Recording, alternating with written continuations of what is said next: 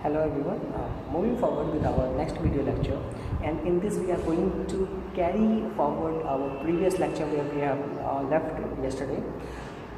That is, we have discussed functional structure, okay, in that, and now in this lecture we are going to discuss about the divisional structure, okay. So listen very carefully students. Whenever we are talking about the divisional structure, we have to focus on divisions.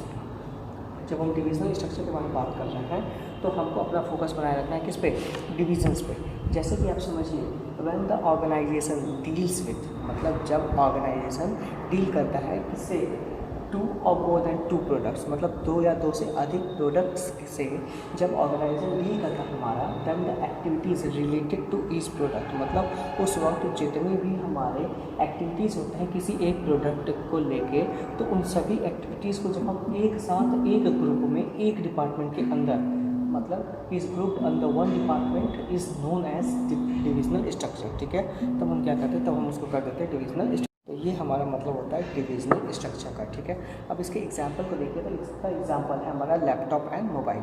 मतलब जब कोई company दो या दो से अधिक product के साथ डील करेगी तो उसको क्या फॉलो करना पड़ेगा, उसको फॉलो करना पड़ेगा डिविजनल स्ट्रक्चर, ठीक है। अब आगे देखिए इसके एडवांटेजेस क्या है। तो इसका पहला एडवांटेज है प्रोडक्ट स्पेशलाइजेशन। प्रोडक्ट स्पेशलाइजेशन मतलब कि कंपनी जब कोई एक प्रोडक्ट बनाएगी, ठीक है, तो कंपनी एक समय पे एक ही प्रोडक्ट को फोकस करेगी, ठीक है। तो इस स्ट्रक्चर को फॉलो करने का सबसे बड़ा बेनिफिट क्या है कि आपका प्रोडक्ट स्पेशलाइज हो सकता है, ठीक है। प्रोडक्ट स्पेशलाइजेशन इसमें पाया जाता है क्योंकि एक टाइम पे कंपनी अब ईजिली एक प्रोडक्ट पर फोकस कर सकती है।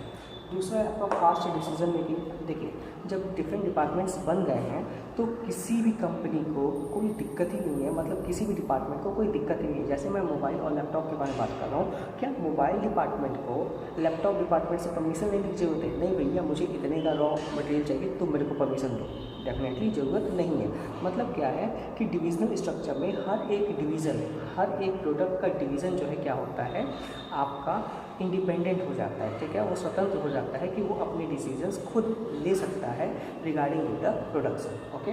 फिर है आपका अकाउंटेबिलिटी। अकाउंटेबिलिटी मतलब कि अगर आपका कोई भी स्ट्रक्चर, मतलब कोई भी प्रोडक्ट अगर ढंग से काम नहीं कर रहा है, ठीक है, जैसे आपका लैपटॉप की सेलिंग जो है वो डिक्रीज़ कर रही है डे बाई डे, तो आप इजीली जो है लैपटॉप डिपार्टमेंट को पकड़ सकते हो, भैया जब हमने तुमको पूरा पावर दे रखा था तो फिर भी तुम्हारी सेल्स डिक्रीज़ क्यों हो रही है, ठीक है। तो अकाउंटेबिलिटी क्या है कि यहाँ पे जनरली हम उस डिवीज़न को पकड़ सकते हैं, उस टाइप ऑफ प्रोडक्ट को हम पकड़ सकते हैं कि जहाँ पे हमको सही से ही जो है अच्छी रिपोर्ट्स नहीं मिल रही, ठीक है। फिर आपका फ्लेक्सिबिलिटी मतलब कि जो भी चेंजेस लाने होते हैं तो वो आप पूरी कंपनी में ना लाके जिस प्रोडक्ट में चेंज लाना है तो आप फिर उसी में चेंज लाओगे, तो यहाँ पे जो है फ्लेक्सिबिलिटी नेचर आपको मिल जाती है।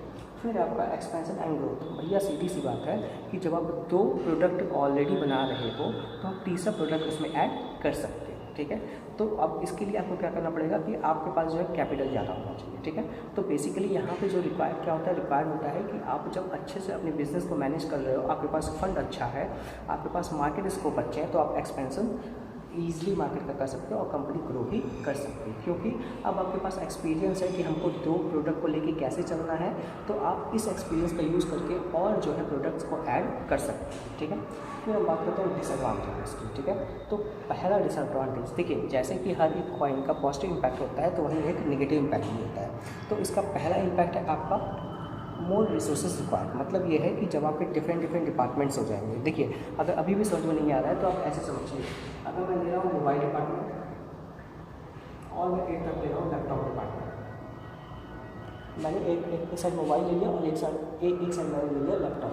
अब यहाँ पे आप देखिए, मोबाइल डिपार्टमेंट होगा तो परचेज डिपार्टमेंट, यहाँ भी परचेज डिपार्टमेंट, सेल्स डिपार्टमेंट, यहाँ भी सेल्स डिपार्टमेंट, ठीक है।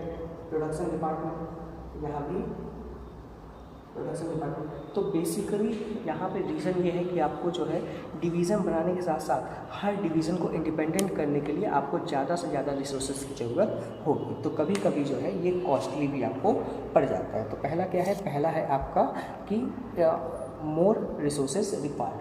और दूसरी चीज़ जो आपका दूसरा डिसएडवांटेज आता है वो आपका आता है प्रोडक्ट फोकस डिपार्टमेंट। क्या आता है, प्रोडक्ट फोकस डिपार्टमेंट। ठीक है। प्रोडक्ट फोकस डिपार्टमेंट को आप समझिए, सॉरी फॉर दैट, थोड़ा सा कैमरा नीचे हो गया। प्रोडक्ट फोकस डिपार्टमेंट को समझिए। तो प्रोडक्ट फोकस डिपार्टमेंट में यही है कि कंपनी जो है अपने प्रोडक्ट, मतलब जो डिपार्टमेंट होगा वो केवल अपने प्रोडक्ट पे ही फोकस करेगा, उसको मतलब नहीं है कंपनी का गोल अचीव हो रहा है या नहीं हो रहा है। तो जनरली जो डिपार्टमेंट होंगे क्या होंगे, वो प्रोडक्ट फोकस नेचर के होंगे। और एक चीज़ यहाँ पे जो अराइज हो सकती है वो है आपका कॉन्फ्लिक्ट। मतलब क्या कि कभी कभी एलोकेशन ऑफ रिसोर्सेज को लेकर, जैसे लैपटॉप और मोबाइल के बारे में मैं बात कर रहा हूँ, तो मोबाइल डिपार्टमेंट को प्रॉब्लम हो सकती है कि भैया आप लैपटॉप के लिए ज़्यादा फाइनेंस दे रहे हो और हमारे लिए कम फाइनेंस दे रहे हो, ऐसा दोहरी नीति आप हमारे लिए क्यों यूज़ कर रहे हो। तो ऐसे केसेस में जो है कॉन्फ्लिक्ट अराइज हो सकता है, ठीक है।